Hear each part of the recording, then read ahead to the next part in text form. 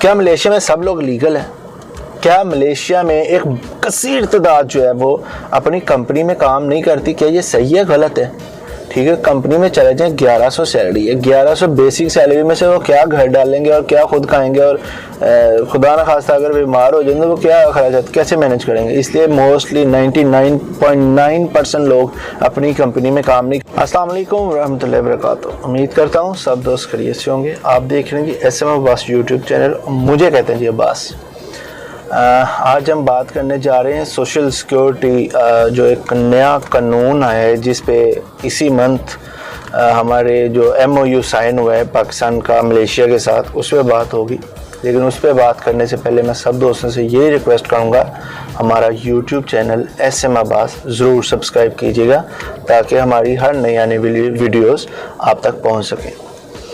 अच्छा जी, एक MOU sign हुआ है, वो MOU है क्या और क्या इसके मतलब कहानी है, ये काफ़ी दिनों से एक वायरल हुई थी बात, जब हमने एक पोस्ट की पिछले दिनों के पाकिस्तानी हाई कमिश्नर मिसामना बलोच ने मलेशिया के साथ एक MOU साइन किया है।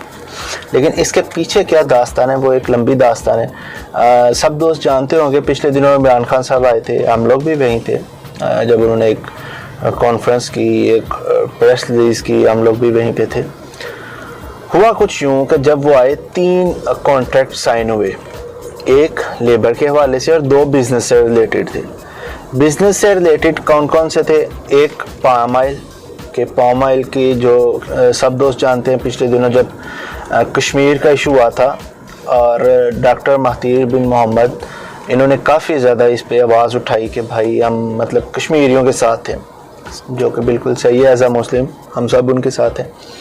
इंडिया ने रिएक्ट किया, उन्होंने कहा ठीक है जी, अगर आप उनकी बात करेंगे तो हम आपके साथ मज़ीद बिज़नेस नहीं कर सकते। इन्होंने कहा आप नहीं करना चाहते, हम भी नहीं करेंगे। इन्होंने पाम ऑयल का जो कॉन्ट्रैक्ट था इंडिया के साथ वो कैंसिल हो गया इनका। उसके बाद इंडिया से चावल आता था बहुत ज़्यादा, वो भी कैंसिल हो गया। अब नुकसान मलेशिया को होने जा रहा था, इसलिए बड़े ही मुश्किल वक्त में इमरान खान साहब आए और उन्होंने एक अच्छा स्टेप उठाया, बिज़नेस किया, जिसमें मेरे ख्याल से दोनों ही कंट्री को फ़ायदा होगा इन फ्यूचर। पाकिस्तान में जो किसान है वो उनका चावल अब मज़ीद मलेशिया में आएगा, प्रमोट होंगे। ठीक है, पाम ऑयल मलेशिया से पाकिस्तान में जाएगा, इधर के भी जो प्रमोटर हैं, जो बिजनेसमैन हैं, उनको भी फ़ायदा होगा।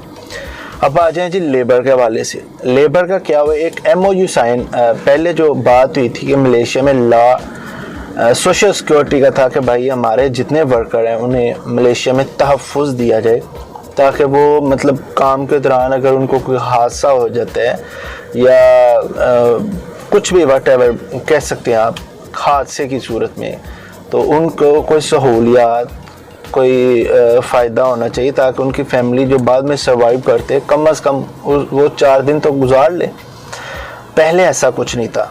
जो मलेशिया में रह रहे हैं उन सबको पता है कि इधर एक CIDB कार्ड बनता है। बेसिकली आप सबको ये इल्म होना चाहिए कि जो पाकिस्तान से लीगल तरीके से आता है, अपनी कंपनी में काम करता है, उसकी एक इंश्योरेंस होती है, और जो CIDB कार्ड होता है उससे भी आप फ़ायदा उठा सकते हैं। लेकिन चूँकि हम लोग अपनी कंपनीज में काम ही नहीं करते, कुछ तो मेरे ऐसे भाई हैं मेरी तरह के जिनको मतलब अपने बॉस का ही नहीं पता, कंपनी तो दूर की बात है, तो वो कैसे इसका फ़ायदा उठाएंगे। लिहाजा कभी खुदा न खास्ता हादसा हो भी जाता है किसी के साथ, तो उसका वो फ़ायदा नहीं थे उठा सकते। अब ये करने जा रहे हैं कि अगर किसी भी कंपनी का कोई भी बॉस होगा, वो जो लीगल तरीके से पाकिस्तान से अपने G2G बंदे लेके आएगा, गवर्नमेंट टू गवर्नमेंट, वो इस चीज़ से फ़ायदा उठा सकेंगे, या जो पहले काम कर रहे हैं वो इस चीज़ से फ़ायदा उठा सकेंगे। MOU 13 फरवरी को साइन हुआ और इस पे जो अमल भी अभी होने जा रहा है, बल्कि हो रहा है। अभी कुछ दिन पहले जो खबर आई थी वो यही आई थी, जुल्फ़ी बुखारी साहब की एक प्रेस कॉन्फ्रेंस में उन्होंने बताया कि जी 15 फरवरी को कि जी जो हमने MOU साइन किया था उस पर काम जारी हो चुका है। काम जारी क्या हुआ है, कुछ हमारे जो मलेशिया में रहने वाले हैं उनका यही क्वेश्चन है कि भाई हमें तो इस चीज़ का कोई फ़ायदा नहीं हो रहा, हम कैसे फ़ायदा उठा सकते हैं। जो बंदे भाई अपनी कंपनी में काम करते हैं या अपने बॉस के साथ काम कर रहे हैं, वो बिल्कुल जेन्युइन है, उनको इस चीज़ का फ़ायदा होगा। जो मेरी तरह के लोग हैं जिनको अपने बॉस का नहीं पता, अपनी कंपनी का नहीं पता, या जो समझ सकते हैं कि कम सैलरी की वजह से अपनी कंपनी में काम नहीं कर रहे, वो इस चीज़ का फ़ायदा नहीं उठा सकते। लिहाजा जो इस चीज़ से इन फ्यूचर, क्योंकि हादसा कभी भी कॉल करके नहीं आता कि भाई मैं आने लगा हूँ, ठीक है।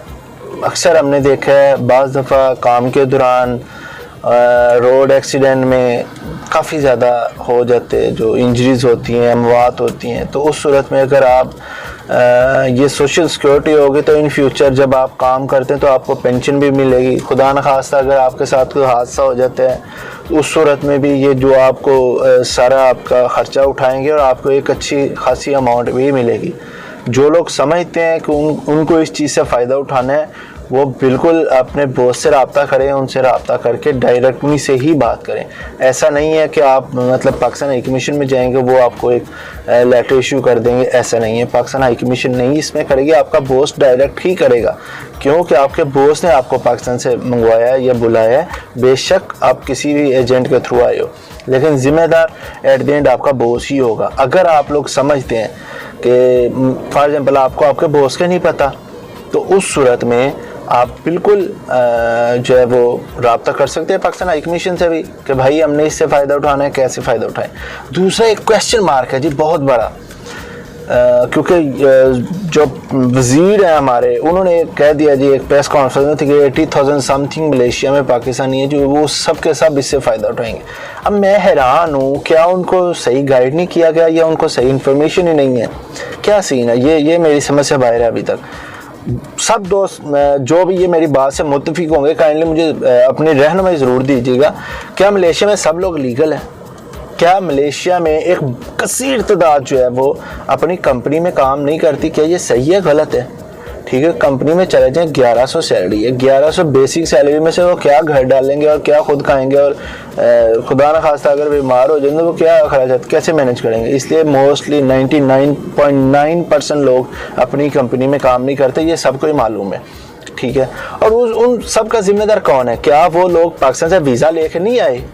ठीक है, क्या वो बॉस नहीं जानते कि हमने इतनी कॉलिंग निकलवाई थी और इतने बंदे हमारे दूसरी जगह पे काम कर रहे हैं? तो जब ऐसी सूरत हाल है तो ये लोग बेचारे कैसे फ़ायदा उठाएंगे? मैं ये क्वेश्चन ज़रूर करूँगा अपने जो भी हमारे अदारे हैं, जो भी हमारे वज़ीर मुशीर हैं, उन सब से कि भाई ये एक छोटे से तबके के लिए ना रखें, या तो रखें कि जो भी पाकिस्तानी मलेशिया में रहता है वो अंडर पाकिस्तान हाई कमीशन उसका सारा वो मैनेज करेंगे। और अगर आप ये कहते हैं कि बाय लॉ आप अपने बॉस से ही रब्ता करें, तो बॉस के पास तो काम ही नहीं है, तो बॉस वो कैसे बंदे रखेगा? मुझे बता दें, क्या मलेशिया में ऐसा नहीं हो रहा? ठीक है, जो मलेशिया में अदारे बैठे हुए हैं, for example Pakistan high commission को नहीं पता क्या कि इधर मोस्टली पाकिस्तानी अपनी कंपनी में काम नहीं करते, तो बॉस ने परमिशन दी है तो नहीं कर रहे ना। अदरवाइज बॉस परमिशन ना देता तो कैसे उनके वो वीज़ाज रिन्यू होते? ठीक है, इसलिए मैं यही कहूँगा कि उन बेचारों का भी ज़रूर सोचिए जो इधर साल से धक्के खा रहे हैं, बीमारी ठमारी में वो बेचारे धक्के खाते हैं, इधर फिर भी मेहनत मजदूरी करते हैं। उन लोगों का क्या कसूर है? क्या वो बॉस को पैसे नहीं देते साल के रिन्यू के? देते हैं ना। तो उन सब का भी ज़रूर सोचिए। ये ज़रूरी नहीं है कि वही बंदा बस इसका फ़ायदा उठाएगा जो अपनी कंपनी में काम कर रहे हैं। उम्मीद करता हूँ इसका ज़रूर कोई ना कोई अदारा नोटिस लेगा और उन सब पाकिस्तानी का भी सोचा जाएगा जो बेचारे इधर धक्के खा रहे हैं, मेहनत मजदूरी कर रहे हैं, इसके हलाल की खातिर अपने बच्चों का पेट पाल रहे हैं। ठीक है, अस्सलाम वालेकुम व रहमतुल्लाहि व बरकातहू।